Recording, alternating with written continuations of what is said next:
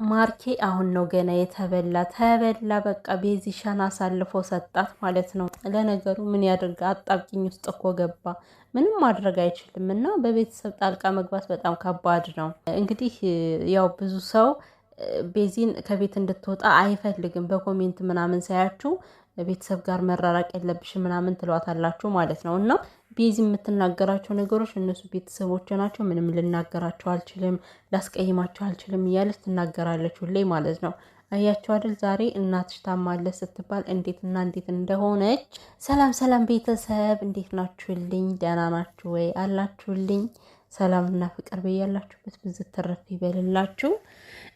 ቤተሰብ እንግዲህ ያው በሁለታችንም ያለው ጾም ገብቷል ማለት ነው። በሙስሊምም በክርስቲያንም ማለት ነው።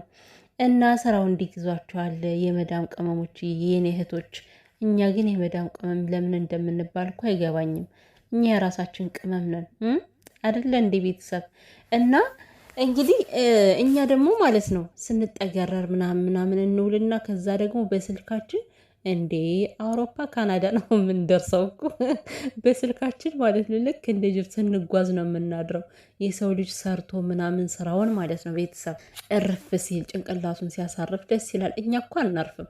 የምር እንደኛ እኮ ማለት ነው በሽታ በበሽታ ሆነን የምንወድቅ ሰዎች ነን። ግን ፈጣሪ እሱ በቸርነቱ እየጠበቀን ነው። ማርያምን ነው የምላችሁና በተረፈ አይዟችሁልኝ። ለማንኛውም አንድ ወር አለን እንግዲህ እንጠገረራለን ብያችኋለሁ። እና ወዶችዬ ወደ ቤዝና ወደ ማርኬ ሳልፍ ደግሞ ማለት ነው የቤዝና የማርኬ ህይወት ጅዋጅዌ ሆነብኝ። አሁን በቃ እንደ ጅዋጅዌ ሆኗል ነገሯ ለአብዱኪያር። ምክንያቱም ደስታውን ስንይዘው ሀዘኑ ይከተላል። ሀዘኑ ጠፋ ስንል ወዲያው ደግሞ ተመልሶ ይመጣል። እና ምን ጉድ ነው? ምንድን ነው እነዚህ ልጆች ግን ምን ቢያደርጉ ነው በዚህ ያክል ደረጃ የሚፈተኑት?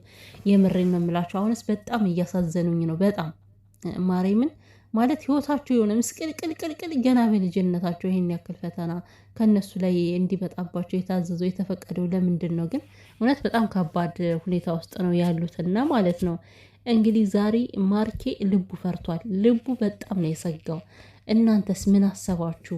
ልጅቷ አውቃ ነው እውነት ነው የሚለው አጠራጥሯችኋል? እኔ በጣም ነው ያጠራጠረኝ። በጣም ነው የተጠራጠርኳት። ምክንያቱም ከምትናገራቸው አንጻር አንዳንድ ነገሮችን ትኩረት መደረግ ከሌለበት ላይ ትኩረት እያደረገች ነበር። የሴትዮዋ መታመም ነበረ ትኩረት ማድረግ የሚገባት። እሷ ግን ቅያሬ የለሽም፣ ልብስ የለሽም፣ ልብሷን አምጣላት፣ እሱ ያምጣልሽ እያለች ወሬዋን ስትቀጥለው ነበር። ማርክ የሚያወራት ሌላ ነው፣ እሷ ደግሞ ስለ ልብሱ ነበር የምታወራውና እንደ እውነቱ ከሆነ የምር እናትየዋ ቤዚን አይኗን ማየት ፈልጋለሁ እያለች ከሆነ ማለት ነው ገና ከመኪናው እንደወረደች ሩጣ ነበር ወደ ሐኪም ቤት ይዛት የምትሄደውና በዚህን ያክል ተረጋግታ ምናምን ነገር ሴትዮዋ አላመማትም ማለት አልችልም፣ ያየሁት ነገር ስላሌለ።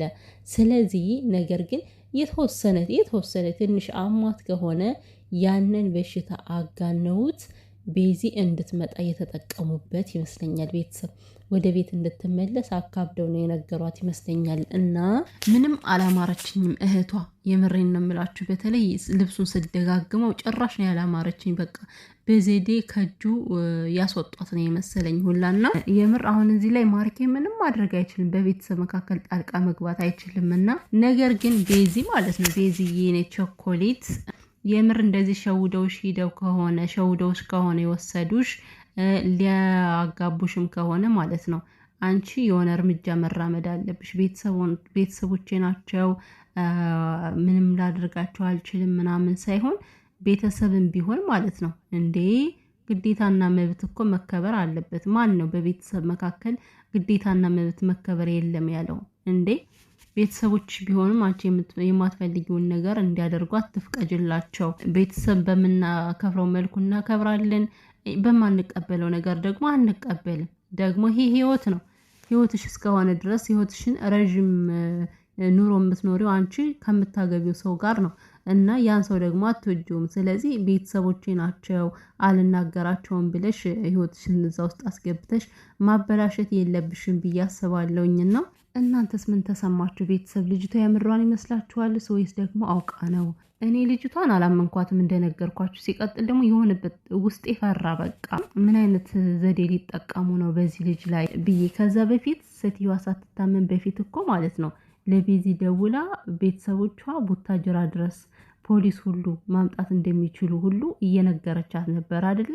ስለዚህ በአንድ ቀን አዳር እንዴት ነው ታመመች የምትባለው ሴትዮዋ? ከታመመች ፈጣሪ ፈውሳት፣ ፈጣሪ ማራት። ግን እኔ መቀበያ ዘዴ ይመስለኛል እንደኔ ከሆነ ያሰብኩት ማለት እኔ ያሰብኩት ከሆነ የሆነ በሽታውን አጋነውት ቤዚ ከቤት እንድትገባ ለማድረግ ነው የተጠቀሙት ብዬ ነው የማስበው። ይህንን አድርገው ከሆነ ደግሞ በጣም ከባድ ነው እንዴ! ምን ያክል በዚህን ያክል የልጅቷን ደስታ ባይፈልጉት ነው ግን